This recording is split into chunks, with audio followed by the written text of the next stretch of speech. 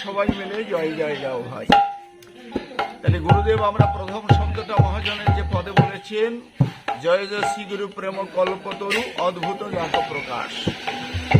সেই অদ্ভুত রূপে ভগবান শ্রীকৃষ্ণ সাক্ষাৎ তিনি নন্দের সুত হরি ভগবান প্রকাশ গুরু মহিমা গুরু কৃষ্ণ এক করিয়া জ্ঞান গুরু অজ্ঞান জয় সদা সত্য করে সত্য জ্ঞানী গুরুবাক্য যত বিশ্বাস অবশ্য তার হয় দাস, যার প্রতি গুরুদেব হন প্রসন্ন কোন বিঘ্ন সহন অবসন্ন।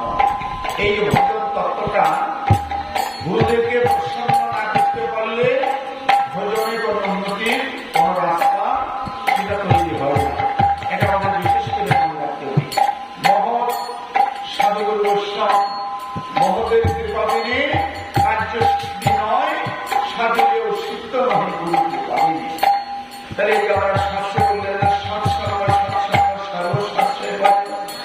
লবমাত্র কৃষ্ণ প্রাপ্তির উপায় হবে এই যে সূচনা, এই সূচনা যেখানে শ্রীমান মহাপ্রভু বিভিন্ন প্রান্তে তিনি ভ্রমণ করেছিলেন অথবা বিভিন্ন জায়গায় হরিরামের হাট তিনি বসিয়েছিলেন।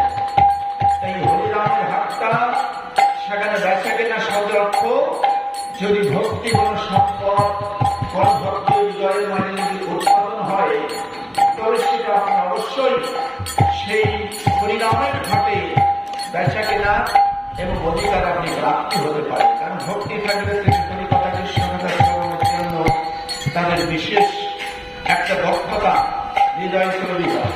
এই জন্য বলেছেন যে কৃষ্ণ কৃপা জগৎ নয়, গুরু কৃপা কোন কোন ভাগ্যমানে হয়, কৃষ্ণ কৃপা করেন কোন ভাগ্যমানে গুরু অন্তর জামি রূপে শেখানো করি। গুরু অন্তর জামি রূপে আমাদের জাগতিক জগতে গুরুদেব আসে। তাহলে সেই গুরুদেবকে বলছে যে দেখো বাবা, হয়তো কোনো ভক্ত বলছে যে গুরুদেব আসছে আপনারা দেখে নিন। আমার মতো ব্যক্তি আমি বলছি যে দেখেন আমার এখনো সময় হয় না, সময় আমার এখন হয় না। তাহলে বাবা এটা যখন উপচাষক তিনি বলছেন, আমি বলছি আমার সময়টা হয়নি। তাহলে গুরুদেব যখন আমাকে উপদেশ করলেন, তাহলে এই যে গুরুদেব, তাহলে কোন গুরুদেবের কৃপা না হলে হরির চরণে আমাদের গতি হতে পারে, এটা ভালো বুঝিয়ে দিতে হবে।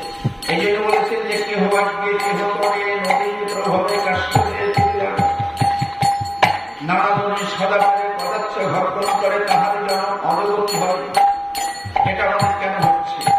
তার তত্ত্বগুলো মহাজন কবিগুলো এগুলো পাওয়া গেছে। তা বলিল যে কেহ বাক্যে কেহ করে নদীর প্রভাবে কাষ্ট দিয়ে ফিরে দাঁড়ায়। তাহলে কেহ বাক্যে কেহ করে নদীর প্রভাবটা কি? এই নদীর প্রভাবের কথা যদি আমরা বলি, তাহলে জন্ম জন্মান্তা আমরা ধরার মাঝে এই যে দেখা যাচ্ছে যে বারবার আমরা নানা জমিতে আসছি, তাহলে নানা জমিতে ভ্রমণ করছি, কোনো কোনো জন্ম নিচ্ছি আমরা। এই জন্ম এই সবগুলো আমাদের আলাদা জগৎ। তাহলে জন্ম মৃত্যুর কবলে পড়ে জননী জননী হেকুণ্ড উদ্যোগ দিয়ে কঠোর যন্ত্রণা আমাদের ভোগ করতে হচ্ছে।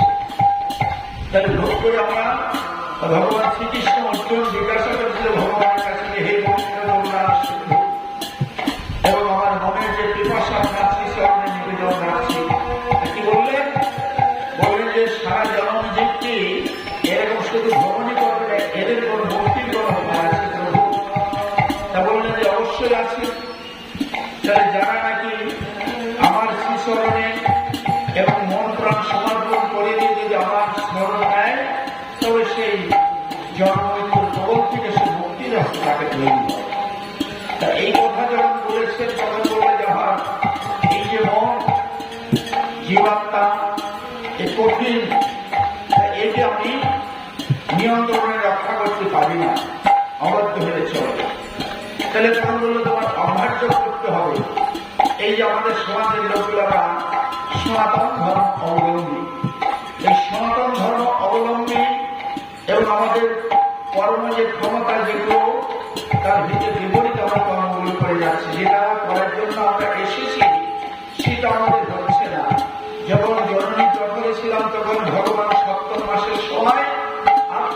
এই ভিতরের মাঝে প্রতিষ্ঠিত হয়েছিল যে সাত লক্ষণ, তাহলে সাত লক্ষণ সমাজের লোকে করেন।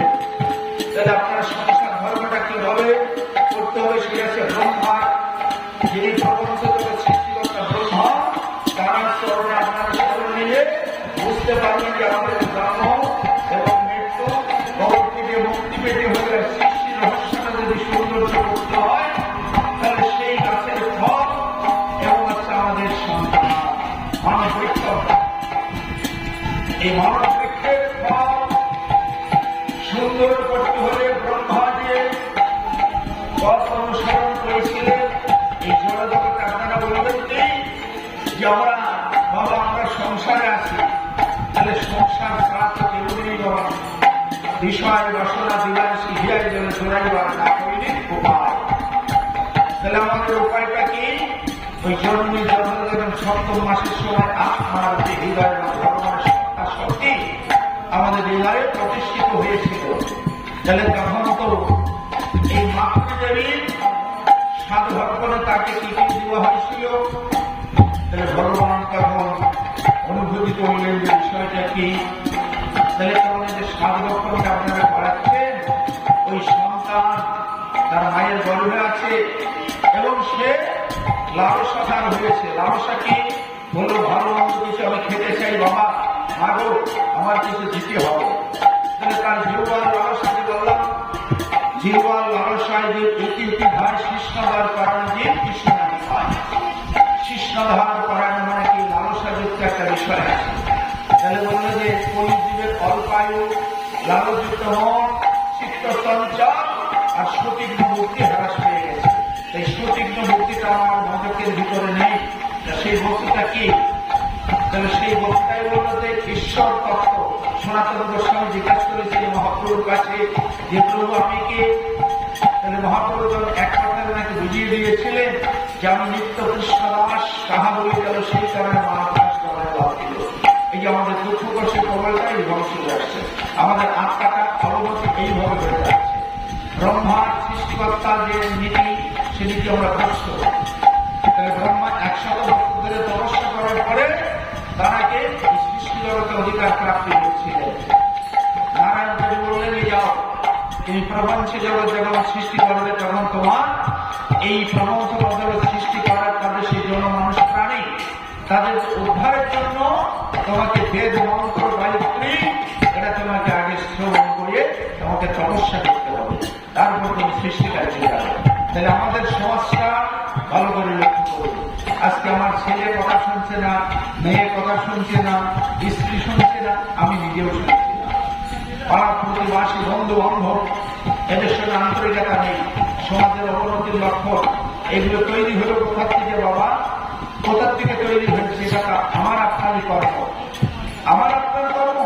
এই কর্ম যে আমি যদি বলি এই যে এখানে যদি আমার কেউ শত্রু থাকে, আমাকে খারাপ কথা বলছে, তো আমাকে হয়তো কোনো দুষ্কৃতি ভাবে তারা আমাকে ভালো করছে। তাহলে কেন করছে? এটা তার দোষ নয়, দোষ হচ্ছে আমার শত্রু বাইরে নয়, আমার ভিতরে শত্রু। এটা ভালো করে জেনে রাখবে। এই যে আমার সমাজের লোকগুলো পুত্রবধূ কথা শুনছে না, চলে যাচ্ছে তারা শাস্তি না, এটা বাবা কারণ দোষ নয়, এটা সুখাদ্য যে কর্মফল আমরা নিয়ে আসছি। ওই যে জিজ্ঞাসা করলাম আগে যে বাবা কর্ম তোমরা এই জগতে আসছো, কিছু নিয়ে আসছো, কি নিয়ে যাবা? বলে না আমরা কিছুই নিয়ে আসিনি, নিয়েও যাবো। তাহলে আর ভোগদানটা তোমার এমনি আসছে, বৃক্ষের যে ফলগুলো ধরেছে এগুলো কি এমনি আসছে? তাহলে এমনি আসে নাই, ওরা আমার তোমার শশা কর্মকৃত ফল সেইটা পিছনে রেখে আমাদের পিছনে আছে, সবসময় যদি থাকবে। ওরা আমার আত্মার সঙ্গে যুক্ত থাকে, আমি যেখানে জন্ম নেব ওরা সেখানে ভোগদান দেবে। এই জন্য বলবে যে কর্মশ্রেষ্ঠ। এই কর্মশ্রেষ্ঠ কোনটা? আমরা জানি যে আমাদের খেয়ে ধরে বেঁচে থাকার জন্য এটা সব থেকে শ্রেষ্ঠ কর্ম। তাহলে আমরা সংক্ষেপে বলে দিলাম যে বাবা তুমি যে সাধু হয়েছ তোমাকে ভজন না করলে চলবে না, হরি হরি করা যাবে না। তাহলে তাহলে নেতবকেই এগুলো হচ্ছে কলিজীবের অন্যগত প্রাণ, এগুলো আমাদের নিতে হবে। তার ভিতরে সূক্ষ্ম বিচার, আমি এখন থাকবো, কোথায় যাব, কোথায় এসেছি, আমি নাম শব্দ কি, আমি নাম হচ্ছে আত্মা, এই আত্মসত্য সম্বন্ধে যদি আমার জ্ঞান না থাকে, বাবা পশু জল আমার মানব জল কোনো পার্থক্য নেই, এটা মনে রাখতে হবে। তাহলে সমাজটাকে আমার কিভাবে গঠন করতে হবে? সমাজের প্রথম কথা হচ্ছে আপনার সুফল ফলাতে হবে। সুফল ফলাতে হলে পরে তখন আপনার স্বামী শ্রী গুরুর চরণের অতি এই উত্তম গতি।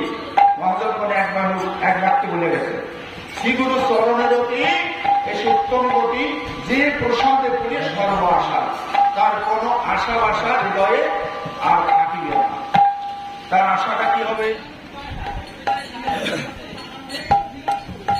তার আশাটা এমনই হবে যে ভগবান ছাড়া সে কিছু, ভগবানের গুণাগুণ কীর্তন ছাড়া অন্য কিছু সে বোঝে না। তার জন্য আমাদের মানে এগুলো একটা বিশাল রোগ হচ্ছে।